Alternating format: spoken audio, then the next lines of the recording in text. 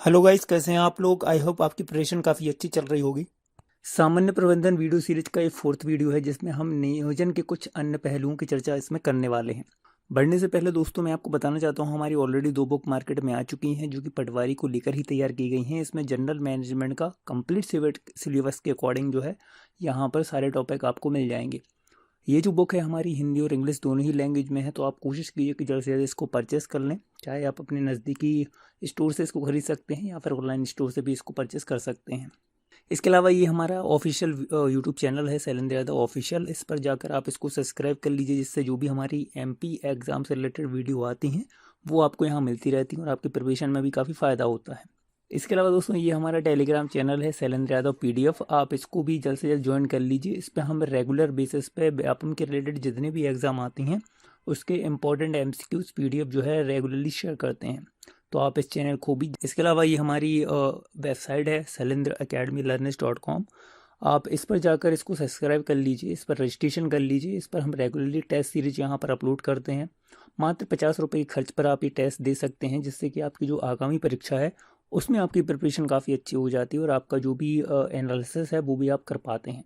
तो बढ़ते हैं हमारे टॉपिक पर जो कि है नियोजन, और नियोजन से रिलेटेड ही हम कुछ यहाँ पर अन्य चीज़ों की चर्चा करने वाले हैं।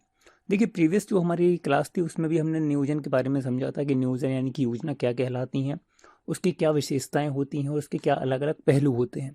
उसी सीरीज़ में अब हम बात करने वाले हैं योजनाओं के प्रकार या फिर टाइप्स ऑफ प्लान्स के बारे में। तो देखिए जो भी एक ऑर्गेनाइजेशन या कंपनी की रिक्वायरमेंट होती हैं उसके अकॉर्डिंग अलग अलग योजनाएं जो हैं वहाँ पर बनाई जाती हैं, और उन्हीं को जो है हम यहाँ पर अलग अलग तरीके से क्रम में जो है उनको बांट भी सकते हैं। जिसमें पहला होता है सामयिक योजनाएं या फिर स्ट्रेटजिक प्लान्स। सामरिक जो योजनाएं होती हैं बेसिकली उनको संगठन के व्यापक उद्देश्य को पूरा करने के लिए डिज़ाइन किया जाता है। मीन्स जब हमारी ये रिक्वायरमेंट होती है कि जो भी हम संगठन में काम कर रहे हैं या फिर जो भी ऑर्गेनाइजेशन है कंपनी है उसके कुछ उद्देश्य जो हैं वो व्यापक तरीके से लेके चल रहे हैं, तो वहाँ पर हम सामरिक योजनाओं का ही उपयोग करेंगे। क्योंकि देखिए एक कंपनी के अंदर अलग अलग समय पर अलग अलग योजनाएं जो है बनाई जा सकती हैं। देखिए क्या होता है जब एक कंपनी में हम काम करते हैं तो वहाँ पर अलग अलग समय पर अलग अलग योजनाओं का निर्माण किया जाता है। कुछ योजनाएं ऐसी हो सकती हैं जो छोटे तौर पे चलाई जा सकती हैं, हो सकता है हमारे लक्ष्य कुछ छोटे हैं उनको पूरा करने के लिए हम छोटी सी योजना के माध्यम से भी उसको कर सकते हैं। लेकिन कुछ योजनाएं ऐसी होती हैं जिनको हमें व्यापक तौर पर वहाँ पर लागू करना होता है और उसी के अकॉर्डिंग हमें वहाँ पर रिजल्ट प्राप्त करने होते हैं, और उसी में ये जो स्ट्रेटेजिक प्लान्स हैं वो यहाँ पर सम्मिलित होते हैं। अब अगर हम किसी संगठन की बात कर रहे हैं तो वहाँ पर रणनीतिक योजना जो है वो योजना के लिए प्रारंभिक बिंदु होता है। राइट, मतलब किसी भी योजना का जो इम्पोर्टेंट पॉइंट होता है उसकी स्ट्रेटजी तैयार करना। जब हम उसकी स्ट्रेटजी तैयार करते हैं तो उसी के अकॉर्डिंग हमारी जो आने वाली गतिविधि हैं उनका भी वहाँ पर क्रियान्वयन हो पाता है। इसके अलावा जो रणनीतिक योजना है उनका उद्देश्य होता है कि एक कंपनी को अपने व्यवसाय को चुनना और व्यवस्थित तरीके से उसमें अपनी मदद करना। राइट, तो इसका जो है इस तरीके से आप देख सकते हैं कि जो हमारी सामरिक या जो स्ट्रेटेजिक योजनाएं होती हैं उनका उद्देश्य होता है कि एक ऑर्गेनाइजेशन के अंदर जो भी हमने स्ट्रेटजी प्लान करी है वो एक व्यापक तौर पर उसको लागू कराना और उससे जो है समय समय पर कुछ रिजल्ट प्राप्त करना जो है इसका मुख्य उद्देश्य हम मान सकते हैं। अब इसके हम अगर हम कुछ अन्य पहलू को देखें तो जो पिछले लेसन में भी हमने प्रबंध की बात की थी, जब हम मैनेजमेंट की बात कर रहे थे तो वहाँ पर हमने देखा था कि वहाँ पर अलग अलग प्रबंधकीय क्रम होते हैं। मीन्स वहाँ पर उच्च प्रबंधक होते हैं, मध्य प्रबंधक होते हैं और एक निम्न स्तरीय प्रबंधक होते हैं। अब जब हम सामरिक योजनाएं वहाँ पर अप्लाई कर रहे हैं किसी ऑर्गेनाइजेशन में तो वहाँ पर है उन्हीं के माध्यम से हम यहाँ पर ये सारी जो स्ट्रेटेजिक प्लान है उनको एग्जीक्यूट करते हैं। जैसे जो शीर्ष स्तर होते हैं, मतलब जो शीर्ष स्तर के प्रबंधक होते हैं वो सबसे पहले रणनीतियों का निर्धारण करते हैं। मीन्स किस स्ट्रेटजी के तहत हमें आगे काम करना है वो टॉप लेवल मैनेजमेंट ही वहाँ पर डिसाइड करता है। इसके अलावा एक संगठन को संगठनात्मक लक्ष्यों को प्राप्त करने के लिए ध्यान केंद्रित करना चाहिए और ये काफ़ी महत्वपूर्ण भी होता है। इसके बाद जो सेकंड फेज होता है उसमें जो मध्य प्रबंधक होते हैं वो क्या करते हैं, जो हमने रणनीति बनाई है उनकी व्याख्या करते हैं। मीन्स जो भी उच्च स्तर पर किस स्ट्रेटजी बनाई गई है वो किस तरीके से एग्जीक्यूट होने वाली है, वो किस तरीके से काम करने वाली है, उसको बताने का काम होता है मध्य प्रबंधक के पास। इसके अलावा जो सामरिक योजनाएं होती हैं उनको विकसित करने के लिए जो हमारा मध्य प्रबंधन है वही क्या करता है, उसकी एक विस्तार रिपोर्ट तैयार करता है। मतलब कि जो स्ट्रेटजी यहाँ पर एग्जीक्यूट होने वाली है ऑर्गेनाइजेशन के अंदर, तो उसमें कितना कितना उसमें वित्त लगने वाला है, इसके अलावा उसका परिचालन किस तरीके से होगा, बाजार की किस तरीके से डिमांड है और हमारे प्लान किस तरीके से वहाँ पर काम करेगा, और इसके अलावा भी जो अदर फैक्टर हो सकते हैं जिनको कि हम एक्सटर्नल इन्वायरमेंटल फैक्टर बोलते हैं, वो भी यहाँ पर वो पूरे तरीके से उसकी एक रिपोर्ट तैयार करते हैं और उसी के अकॉर्डिंग जो है आगे सामरिक योजनाओं का एग्जीक्यूशन होता है। इसके बाद हम बात करेंगे ऑपरेशनल प्लान की, क्योंकि जब एक बार आपकी स्ट्रेटजी तैयार हो जाती है, आपकी योजना तैयार हो जाती है, तो उसके बाद काम होता है उसको किस तरीके से हमें एग्जीक्यूट कराना है। तब वहाँ बात होती है कि उसका ऑपरेशनल प्लान किस तरीके से वर्क करेगा। और इस तरह के काम को करने के लिए हर एक ऑर्गेनाइजेशन या जो कंपनी है वो कुछ पर्यवेक्षक नियुक्त करते हैं। पर्यवेक्षक जो हैं, जिनको कि हम सुपरवाइजर भी बोलते हैं, उनका काम यही होता है कि जो भी रणनीति बनाई गई है उनकी पूर्णतः व्याख्या करना, और इसके अलावा किस तरीके वो एग्जीक्यूट होगी उसकी भी जो एक्सप्लेनेशन है वहाँ पर पर्यवेक्षक के द्वारा दी जाती है। इसके अलावा सुपरवाइजर के द्वारा समय समय पर जो योजनाएं एग्जीक्यूट हो रही हैं उनको मॉनिटर करना होता है कि वो जो भी योजनाएं बनाई गई हैं उनका किस तरीके से आउटपुट हो रहा है, वो किस तरीके से इम्प्लीमेंट हो रही हैं, उसमें किसी प्रकार के कोई इशू तो क्रिएट नहीं हो रहा है। वो सारी चीज़ें जो है पर्यवेक्षक के द्वारा यहाँ पर देखी जाती हैं।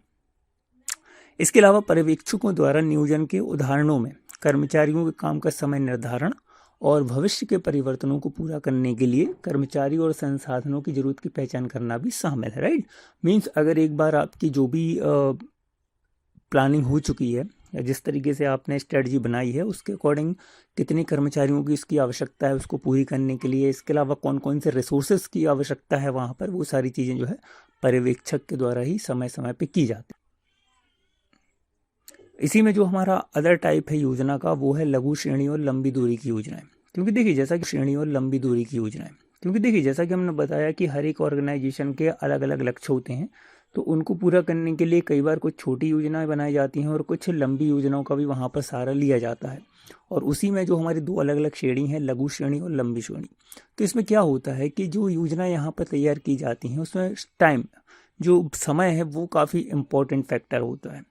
क्योंकि आप जिस स्ट्रेटजी के तहत काम कर रहे हैं, हो सकता है कुछ ऐसे काम हैं जो कि आपको अपनी संस्था के अंतर्गत करने हैं, हो सकता है वो आपको व्यापक तौर पर लागू नहीं करना है, कुछ समय के लिए ही उसको वहाँ पर एग्जीक्यूट करना है। तो उसके लिए क्या होता है, एक टाइम निर्धारित किया जाता है और उस दिए गए टाइम में देखा जाता है कि जो भी आपने यहाँ पर स्ट्रेटजी अप्लाई की हुई है ऑर्गेनाइजेशन के अंतर्गत, वो किस तरीके से अप्लाई हुई, किस तरीके से उसने आपको रिजल्ट दिया, वो सारी चीज़ें भी यहाँ पर कवर होती हैं। और इसी तरीके को, इसी श्रेणी को डिफाइन करने के लिए हमारे एक बहुत ही महत्वपूर्ण यहाँ पर टेरी जी का, उन्होंने कहा है कि नियोजन द्वारा कवर की गई समय अवधि में शामिल प्रबंधकीय प्रतिबद्धताओं को पूरा करने के लिए पर्याप्त समय शामिल होना चाहिए।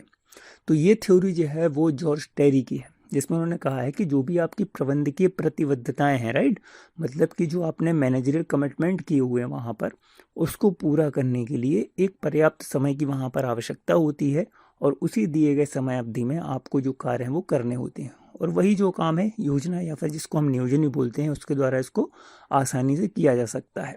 तो यहाँ पर आप इस डेफिनेशन के माध्यम से भी नियोजन के महत्व को समझ सकते हैं। इसके बाद हमारा जो अगला है वो है विशिष्ट और दिशात्मक योजनाएं।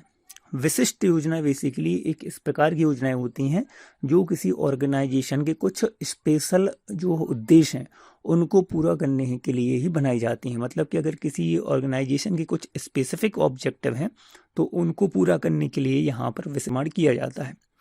अब जब ये विशिष्ट योजनाएं तैयार की जाती हैं तो उसके कुछ फैक्टर होते हैं जिनको भी यहाँ पर देखा जाता है, जिसमें कौन कौन सी प्रक्रियाएं इसमें यूज़ होने वाली हैं उनको चेक किया जाता है, बजट का किस तरीके से आवंटन होगा वहाँ पर वो भी चेक किया जाता है, और इसके अलावा जो गतिविधियों का कार्यक्रम है उनको भी यहाँ पर देखा जाता है। मतलब कि जो हम शेड्यूल किया हुआ है उनका एलोकेशन ठीक से हो, बजट का एलोकेशन ठीक से हो, और जो भी अलग अलग स्पेसिफिक प्रोसीजर वहाँ पर चल रही हैं उनको कैसे स्टेबलाइज करना है उसको भी यहाँ पर देखा जाता है। इसके अलावा जो विशिष्ट योजनाएं होती हैं वो दिशात्मक या शिथिल निर्देशित योजनाओं के लिए बेहतर होती हैं, राइट। अगर आप देखेंगे अभी थोड़ी देर में हम कुछ अन्य जो दिशात्मक योजनाएं हैं उनको वो यहाँ पर चर्चा करेंगे। तो बेसिकली ये जो विशिष्ट योजनाएं होती हैं उनका उद्देश्य ये होता है कि जो आने वाली हमारी रिक्वायरमेंट है या फिर जिस तरीके से हम अपने उद्देश्य को लेकर आगे बढ़ रहे हैं वो किस तरीके से हम एक लिमिटेड टाइम पीरियड में कंप्लीट करें, और इसके अलावा जो भी हमारे रिसोर्सेज वहाँ यूज़ हो रहे हैं या जो भी हम अलग अलग तरीके के बजट उसमें लगा रहे हैं वो किस तरीके से उसका एलोकेशन हो, वो चीज़ें इसमें देखी जाती हैं। अगली जो हमारी योजना है वो है एकल उपयोग की योजना। देखिए, एकल उपयोग योजना जो है उसका उद्देश्य, जैसा कि हमने बताया कि अलग अलग प्रकार की योजनाएं होती हैं, तो कई बार ऐसा होता है कि हमारे उद्देश्य जो है वो किसी एक चीज़ पर ही निर्भर होते हैं, राइट। तो हम उसके लिए एक स्पेसिफिक योजना बनाते हैं जिससे कि हमारी पर्टिकुलर जो रिक्वायरमेंट है वो पूरी हो सके। अब जैसे आपने देखा होगा कि अलग अलग ऑर्गेनाइजेशन में वहाँ पर कुछ ऐसी योजनाएं बनाई जाती हैं जिससे कि अगर कोई कर्मचारी लेट आ रहा है तो उसको कैसे कम किया जाए, क्योंकि एक स्पेसिफिक और एक एकल योजना है। अगर आप वो एक बार लागू कर देते हैं तो उसमें बार बार परिवर्तन करने की आवश्यकता नहीं होती, उसको दोहराने की आवश्यकता नहीं होती। अगर आपने एक ऑर्गेनाइजेशन में इस प्रकार की योजना अगर अप्लाई कर दी है तो वही जो है आसानी से काम करती रहती है। या फिर जो कर्मचारी लेट आ रहे हैं वो समय पे आना चालू हो जाते हैं, हो सकता है वहाँ पर किसी का जो पेमेंट है उसमें डिडक्शन कर दी जाए, या फिर अन्य प्रकार के दंड दी जाए, या फिर अन्य प्रकार के दंड जो है वहाँ पर दिए जाते हैं। और यही जो है एक एग्जाम्पल होता है एकल उपयोग योजना का। और इसी को अगर हम यहाँ पर समझने की कोशिश करें तो यहाँ पर लिखा गया है कि single use plans are detail course of action that will probably not be repeated in the same form in the future, right. मतलब कि ऐसी योजना जो एक बार अप्लाई अगर कर दी गई है तो उसमें किसी प्रकार का दोहराव नहीं किया जाता है और वही जो है आगे चल के फलीभूत तरीके से काम करती है। इसके अलावा जो एकल उपयोग योजना है उसमें कुछ घटक होते हैं इंपॉर्टेंट, जिसके माध्यम से ये जो एकल उपयोग योजना है वो कहाँ काम करती हैं। इसमें पहला होता है कार्यक्रम, दूसरा होता है परियोजनाएं और तीसरा होता है बजट। और इन्हीं को हम एक एक करके समझते हैं। देखिए, जब हम कार्यक्रम की बात करते हैं तो बेसिकली जो कार्यक्रम होता है वो a programme includes are relatively large set of activities, right. मतलब कि इसमें जो कार्यक्रम है उसमें एक अपेक्षाकृत बड़ा सेट शामिल होता है अलग अलग गतिविधियों का, एक्टिविटीज़ का।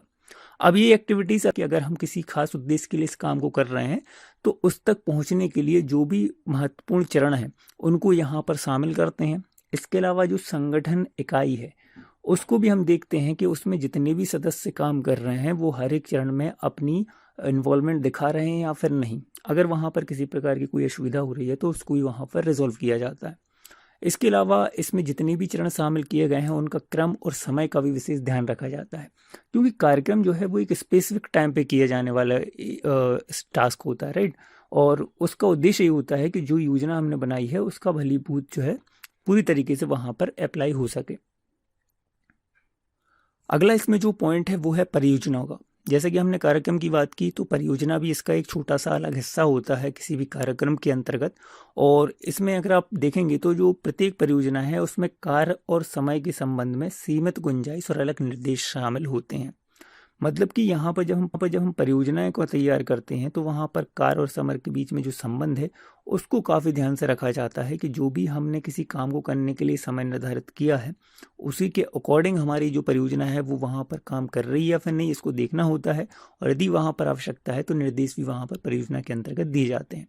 तो प्रोजेक्ट भी जो है एक स्पेसिफिक टास्क होता है जो वहाँ पर हम अपनी एक स्पेसिफिक जो हमने योजना बनाई है उसको पूरा करने के लिए यूज़ कर सकते हैं।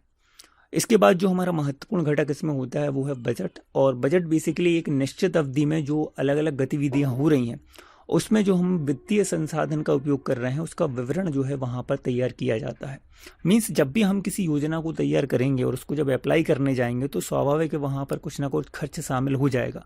अब वो खर्च किस तरीके से हमें करना है, वो कहाँ कहाँ हमें करना है, उस सारी चीज़ की जो एक विवरण है वो बजट के अंतर्गत यहाँ पर रखा जाता है। तो आप देखेंगे कि जब हम एकल परियोजना को किसी ऑर्गेनाइजेशन में लागू करते हैं तो वहाँ पर कार्यक्रम, परियोजना और बजट जो है इम्पोर्टेंट घटक होते हैं जो कि आपकी उस पर्टिकुलर योजना को एक सफलता में काफ़ी महत्वपूर्ण होते हैं।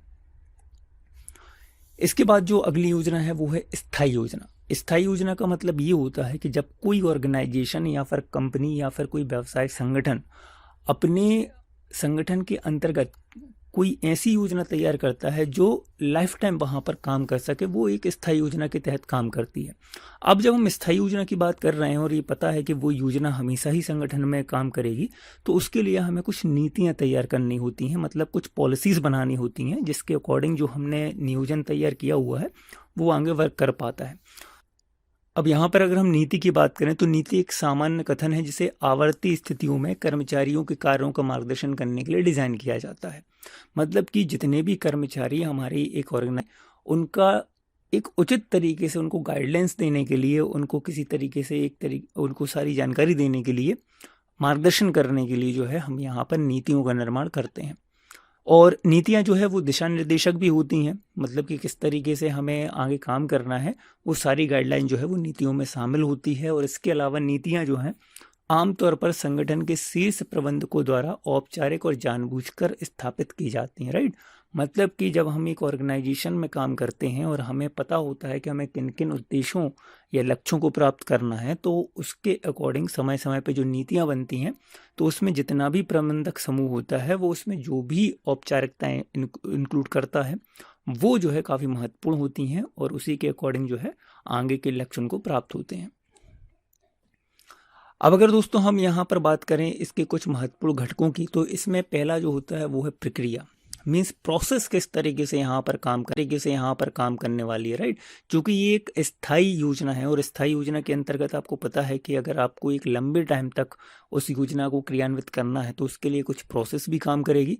और अगर हम प्रोसेस को यहाँ पर डिफाइन करें तो basically a process is a sequence of step और operation describing how to perform an activity. Means अगर हम किसी संस्था के अंतर्गत कुछ पॉलिसीज़ को अप्लाई कर रहे हैं तो वहाँ पर हम ये डिफ़ाइन करते हैं कि ये जो अलग अलग योजनाएं चल रही हैं या फिर जो वहाँ पर हम एक्टिविटी परफॉर्म कर रहे हैं वो किस तरीके से काम करेंगी, उसको डिस्क्राइब जो है वो यहाँ पर प्रक्रिया के अंतर्गत किया जाता है।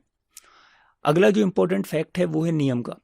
नियम जो है बेसिकली आप समझ सकते हैं कि काफ़ी महत्वपूर्ण होते हैं रूल्स। जो भी रूल्स एंड रेगुलेशन तैयार किए जाते हैं वो मुख्य रूप से नीतियों के अंतर्गत ही आते हैं, लेकिन अलग अलग रूल जो है वहाँ पर अलग अलग जो हमारी योजनाएं हैं उनको डिफाइन करते हैं। तो बेसिकली जो नियम होते हैं वो एक मार्गदर्शिका होती है किस तरीके से आपको ऑर्गेनाइजेशन में काम करना है या फिर जो भी वहाँ पर नीतियाँ बनाई गई हैं उनको किस तरीके से फॉलो करना है। तो इसीलिए जो है यहाँ पर रूल्स और नियम को इंक्लूड किया जाता है। इसके बाद जो इम्पोर्टेंट फैक्ट होता है वो है निर्माण का स्तर। मीन्स जो बिल्ड लेवल है उसको भी यहाँ पर चेक किया जाता है। मीन्स जो नीतियाँ हमने तैयार की हुई हैं और जो मुख्य रूप से शीर्ष प्रबंधन के द्वारा ही तैयार की जाती हैं, तो वहाँ पर ये देखा जाता है कि जो भी नीतियाँ बनाई गई हैं इस योजना के अंतर्गत वो निचले स्तर पर किस तरीके से काम कर रही हैं और किस तरीके से नीचे, जैसे जैसे हम स्तर में नीचे चले जाते हैं अपने मैनेजमेंट के स्तर पर, तो वहाँ पर वो नीतियों का किस तरीके से निर्माण हुआ है और किस तरीके से वो वर्क कर रही हैं, लोग किस तरीके से उसको फॉलो कर रहे हैं, वो यहाँ पर निर्माण के समय देखा जाता है। इसके बाद एक अन्य महत्वपूर्ण पॉइंट होता है रिलेटिव पोजीशन, यानी कि तुलनात्मक स्थिति। मीन्स जब हम योजना तैयार कर लेते हैं तो वहाँ पर बहुत ही महत्वपूर्ण होता है कि जो अलग अलग नीतियाँ हमने वहाँ पर तैयार की हुई हैं उन नीतियों के अंतर्गत किस तरीके से निचले स्तर पर काम हो रहा है। और अगर कहीं पर कोई असुविधा हो रही है कुछ नीतियों को लेकर तो उच्च स्थान पर बैठे हुए प्रबंधक के द्वारा उसमें कुछ चेंजेस किए जाते हैं या फिर जो भी उसमें प्रक्रिया के अंतर्गत बदलाव करने हैं वो भी वहाँ पर किए जाते हैं। तो दोस्तों ये था हमारा कुछ स्थायी जो हमारी